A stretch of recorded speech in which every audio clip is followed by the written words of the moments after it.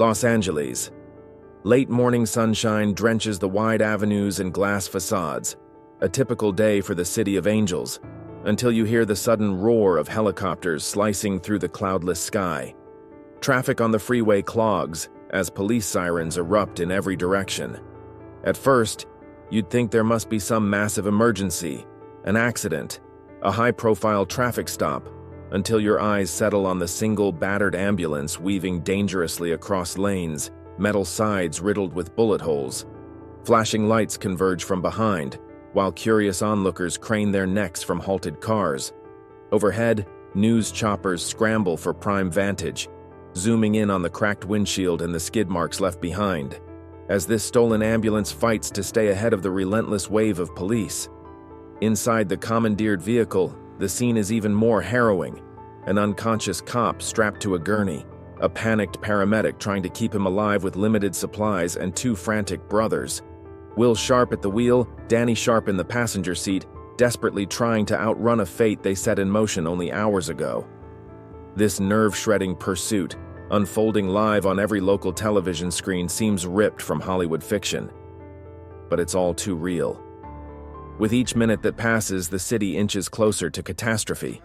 And while the cameras capture the ambulance's breakneck flight, no one beyond its walls yet understands how a former Marine could be complicit in a robbery, why an adoptive brother would drag him into such a fiasco, and what chain of events transformed a routine bank job into a life-and-death race across Los Angeles. To truly understand, we have to rewind to the morning's beginnings. A day that started with the quiet heartbreak of medical bills and a soldier's desperation. Only then can we see the fine line between selfless devotion and all-consuming madness that led to this unstoppable chase. A couple of days earlier, we find Will Sharp standing in the narrow, cluttered living room of a modest home on LA's outskirts. The walls display photos of Will in his Marine uniform, wide-eyed from his initial tours, back when he believed discipline and patriotism might shield him from the unfair twists of life. On a small side table rest two objects of deep significance: a framed wedding photo with his wife, Amy, and an ominous stack of unpaid medical bills. Amy is bedridden in the next room, her breathing labored. The doctors say she has a rare condition requiring an expensive experimental procedure. Time is running short. Every phone call to insurance providers ends with the same sterile refusal: they will not pay. Compassion is not in their manual. Will paces, phone clutched in his fist, exasperation and fear twisting in his chest. He's done everything right, or so he believed. A proud Marine, an honest husband, a father figure to a small child. Now he's cornered by the financial cruelty of a system that sees only non-essential procedures. The sum needed is staggering, well beyond anything he could hope to raise with odd jobs or even multiple mortgages. At a moment of quiet desperation, Will glances at an old photo pinned to a corkboard. Him as a teenager with Danny Sharp, his adoptive brother. Danny had come into Will's life when Will was taken in by Danny's father, a man with a storied criminal past, yet they formed a genuine brotherly bond.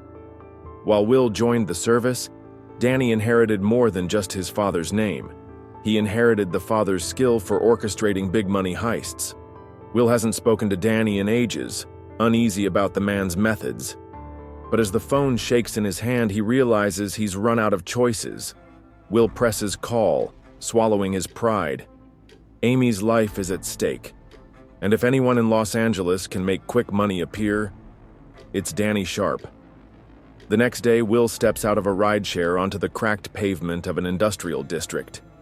Gleaming cars line the interior of a former warehouse-turned-fortress. The place is suspiciously grand for such a dismal neighborhood. Tinted glass windows, a security detail with discreet firearms, and a stylized neon sign inside that simply reads, D. Sharp and Associates, a flimsy veil for the criminal deals that happen here. When Will enters, men with tattoos and sidearms size him up, recognizing him from distant rumors. The straight arrow Marine brother. As soon as Danny Sharp appears from a corridor, a broad grin splits his face. A mixture of genuine affection and cunning. He greets Will with a forceful hug, teasing him about how long it's been since they last caught up. Once the small talk settles, Danny asks the question that's been unspoken in the air. You wouldn't be here unless you needed something big, right? Reluctant, Will explains about Amy's condition, the medical bills, the helplessness he feels. Danny listens with an intensity that suggests he truly cares for his adoptive brother's plight, though undercut by the bristling energy that always surrounds him. Then comes Danny's proposition. He's setting up a high-stakes heist that promises a $32 million haul from a downtown bank. Security is manageable, his insider tip is gold, and he needs one more capable, trustworthy person on the crew. A soldier's discipline could be the difference between success and getting cornered by SWAT in the first 5 minutes. Will recoils. A robbery? He served his country. Crossing that line offends every principle he holds dear. Yet the black hole of Amy's medical costs forces him to weigh the moral cost of crime versus letting his wife's condition go untreated. With a heavy exhale, he mutters the words that shift his entire fate. I'll do it. But no one gets hurt, right? Danny claps him on the shoulder, promising that it's a clean job. Fast in, fast out, no casualties, no trouble. It's the father's old motto, dusted off for a new era. Will tries to believe him. After all, it's family. And maybe, just maybe, this is how he can save Amy's life before her clock runs out. Within the cavernous center of Danny's warehouse, a group of hardened ex-cons, tech-savvy insiders, and muscle-for-hire huddles around a large blueprint of the Los Angeles Federal Bank. Bright overhead lights reveal a space lined with bulletproof vests, crates of firearms, stolen license plates, and other contraband. Danny commands the group with a swagger that exudes confidence. He's done smaller jobs before, but this one dwarfs them all. The bank has two main vulnerabilities. First, a timed vault that can be bypassed with specialized code jammers. Second, a mid-morning window when guards rotate, allowing a carefully timed infiltration. The crew's man inside, disguised as a bank IT contractor, will disable the internal cameras just before they strike. The entire operation must be concluded in 8 minutes, fleeing in 2 unmarked vans long before law enforcement can assemble a perimeter. 8 minutes, that's all, Danny repeats, tapping the blueprint. We walk away with $32 million. Nobody bleeds. Will nods silently, absorbing each detail. He'd seen standoffs overseas in war zones, but planning a civilian bank robbery on U.S. soil twists his stomach in knots. Still, the number $32 million rings in his head, enough to cover Amy's procedure and secure a future he never thought possible. He forces down the moral dread, focusing on the mission as though it's a special ops assignment. Get in, avoid casualties, get out. Hours before the heist, Will phones Amy. He offers a rushed explanation about a contract job that might keep him out of touch for a day. Her voice, weak yet trusting, pierces him with guilt. He promises they're close to a breakthrough. He says he loves her. Always. The finality of the call feels like a soldier's goodbye before a battle. Meanwhile, Danny double-checks every piece of gear. The atmosphere in the warehouse is equal parts tension and excitement. A few crew members share gallows humor about easy scores, comparing it to older, smaller heists. But the stakes are sky-high.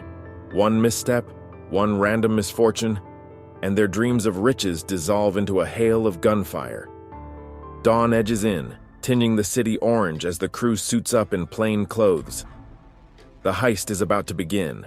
Early morning in downtown Los Angeles. Office workers line up at coffee kiosks, sidewalks bustling with suits and interns.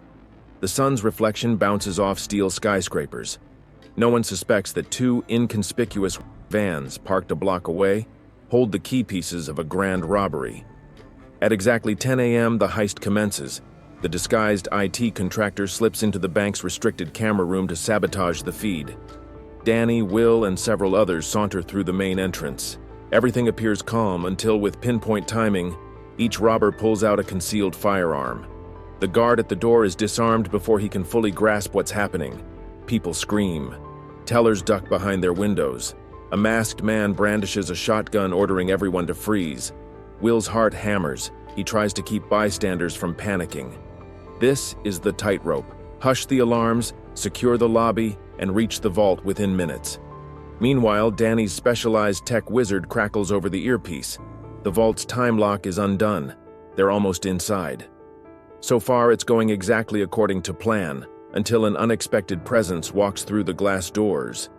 Officer Zach, a young LAPD policeman who popped in for a minor errand.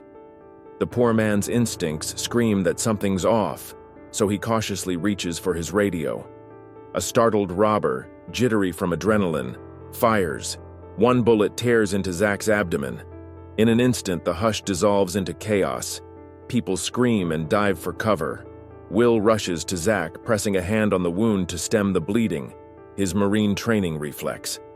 Across the vault threshold, Danny realizes time has warped from a calm, strategic countdown to an emergent crisis.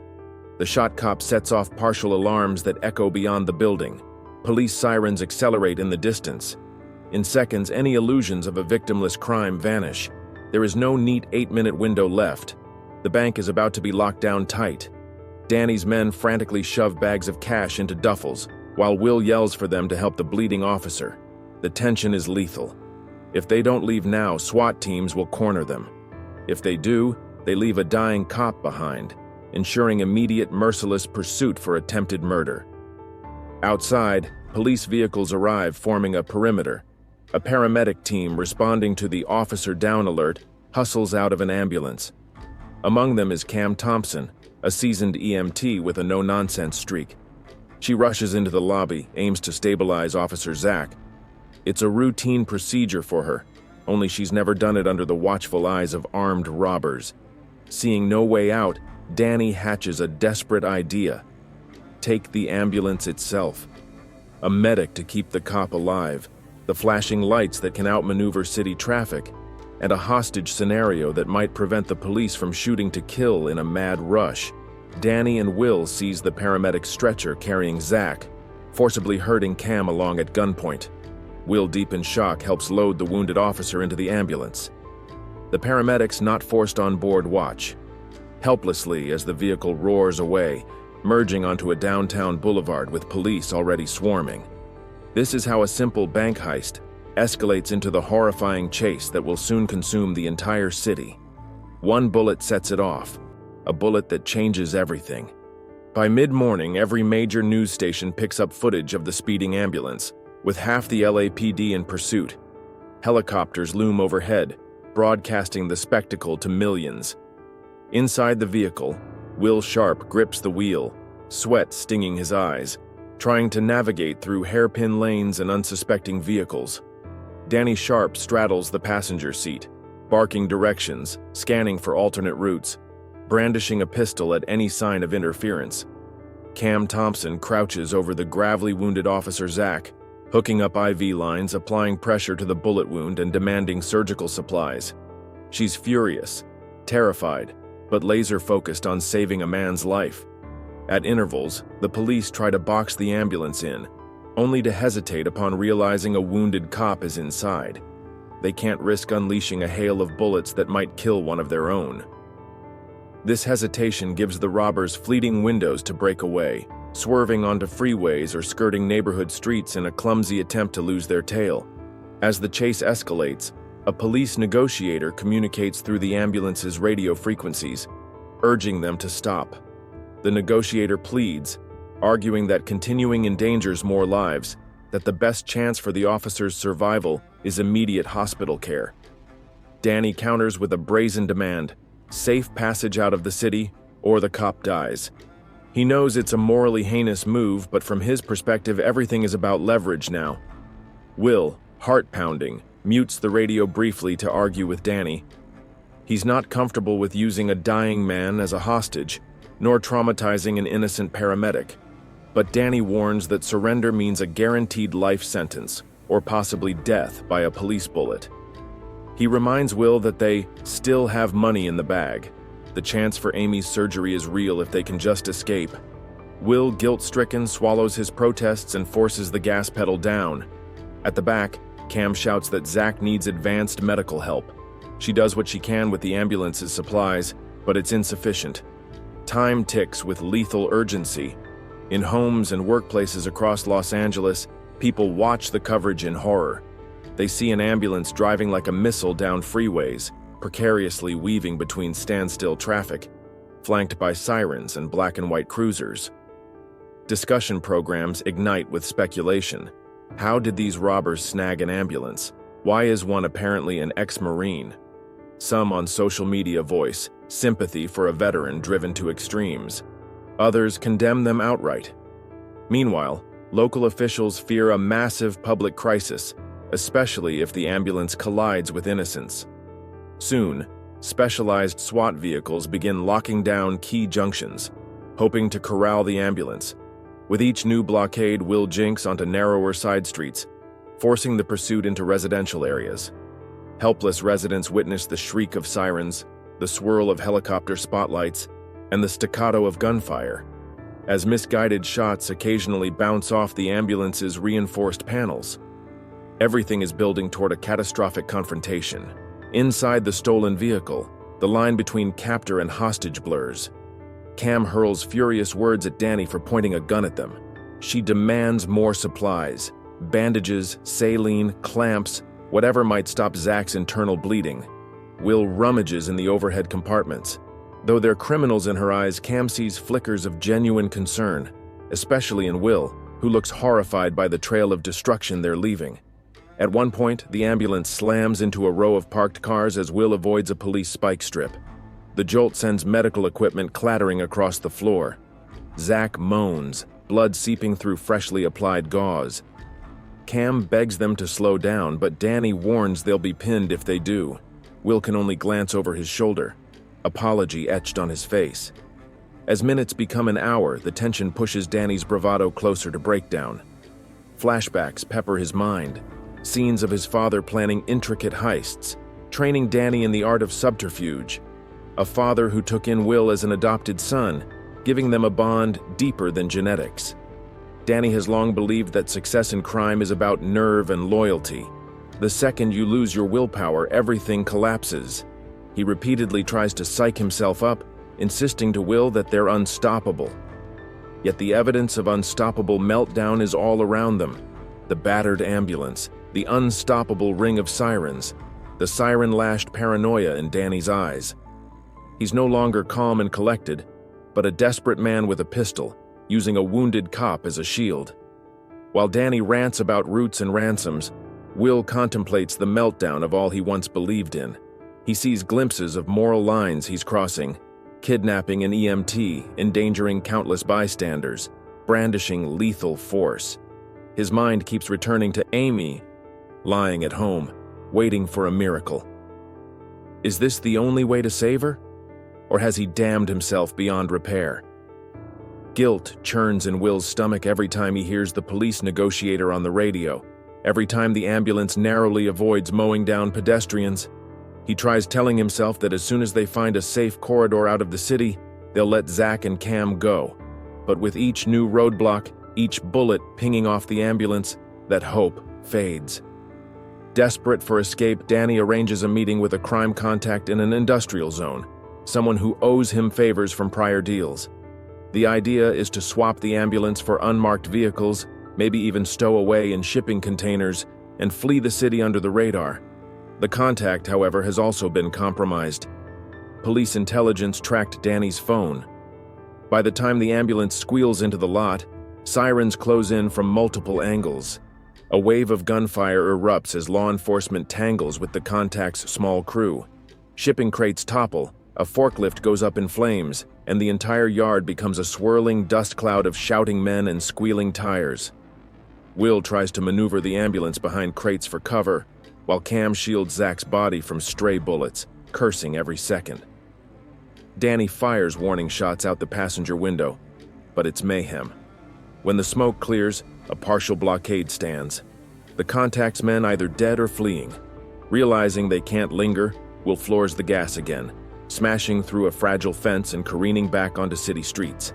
They remain stuck in this metal box with a dying cop, an abducted EMT, and no chance to swap vehicles. The city is locked in near gridlock from police barricades. Overhead, helicopters keep cameras trained on the spectacle. As the chase continues, the stress fractures the two brothers' unity. Will begs Danny to consider surrender before they kill more innocent people. Let Cam and Zach go, he argues. so at least they don't add murder to the rap sheet. Danny, half frenzied, accuses Will of forgetting why they started this in the first place. Money for Amy's surgery, freedom from crippling debt. Surrender means losing everything, and Danny can't accept that. They scream over each other. The ambulance fishtails dangerously on a turn. In the back, Cam shouts for them to keep the vehicle steady, or Zach's wound will worsen. Through the side mirror, Will spots an incoming police cruiser trying to edge them off the road. He swerves, nearly clipping a telephone pole. The sense of imminent disaster is inescapable. Halfway through the chase, Zach's vitals nosedive. Cam yells that she needs to perform a field surgery, right here, right now, if they have any hope of him pulling through. Without hospital-grade tools, she has to rely on a hodgepodge of ambulance supplies and half-remembered advice from trauma surgeons. She hollers at Will to keep the ride smooth for at least a few minutes, no sudden veering if possible. Danny momentarily agrees, seeing that losing the cop kills their leverage. In a tense heart-and-throat sequence, Cam cuts into Zach's torso, guided by frantic knowledge and partial phone instructions from a trauma doctor attempting to help via video call. Blood pools on the ambulance floor. Every bump threatens to jar her incision, risking fatal complications. Will tries to maintain a steadier path, even as sirens edge dangerously close behind them. Miraculously, Cam manages to stem the bleeding. Zach's eyes flutter. For a brief moment, a hush blankets the ambulance as Cam slumps back exhausted, tears mingling with sweat. She's performed a near-impossible feat. Neither Will nor Danny can deny her skill, even though they've forced her into this predicament. If not for Cam, Zach would already be gone. In the fleeting lull, the police gather reinforcements.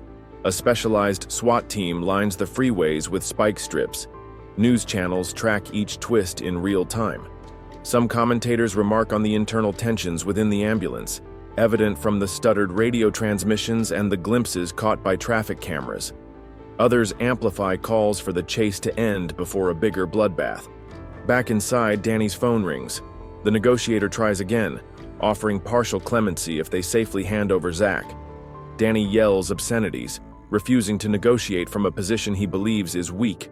Will closes his eyes, recalling how a single day turned him from an ex-Marine devoted to saving lives into a man literally hurling an ambulance and all its occupants toward uncertain doom. Hours pass in a blur, the scorching midday sun shifting to a late afternoon glow. Los Angeles highways become parking lots as police block entry ramps. The ambulance, battered and running low on fuel, barrels onto a main freeway flanked by looming high-rises. Helicopters buzz overhead, glaring spotlights washing over the battered vehicle. Suddenly, the sea of red and blue lights up ahead intensifies. SWAT vans form a blockade near a major interchange, a wedge formation that leaves no clear path. Every possible exit bristles with armed officers. A final confrontation is inevitable. Danny, seizing the last shred of bravado, roars at Will to punch through. Will's face contorts with dread. Cam pleads that such a crash could kill Zach instantly, yet Danny is beyond rational compromise. The paramedic braces herself over the gurney, hooking Zach to one last IV bag, praying they don't roll over or get riddled with bullets. The ambulance screams forward, tires screeching under raw acceleration. Police loudspeakers blare, ordering them to stop. Spike strips lie across the asphalt. The vehicle's front tires catch them, bursting with abrupt explosions of rubber. Will fights the wheel, but momentum prevails.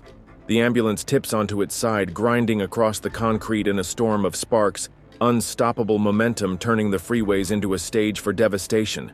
Metal shrieks, windows shatter. Inside, cam shields. Zach's body from the violent tumble, smashing against the ambulance walls. Danny slams into the passenger door. Will holds the wheel in a white-knuckle grip, worthless though it may be. Finally, with a thunderous crash, the ambulance slumps to a halt, engine sputtering black smoke. A stunned hush falls over the scene. Police converge with weapons drawn, barking commands. Helicopters circle overhead, cameras capturing every dramatic angle. The entire city seems to hold its breath. Will manages to kick open the battered windshield, stumbling onto the road, hands raised. Blood trickles down his face and he screams that Officer Zach needs medical help immediately. SWAT teams swarm in, muzzle flashes reflecting on their gear. For a moment, it looks like they might open fire on Will.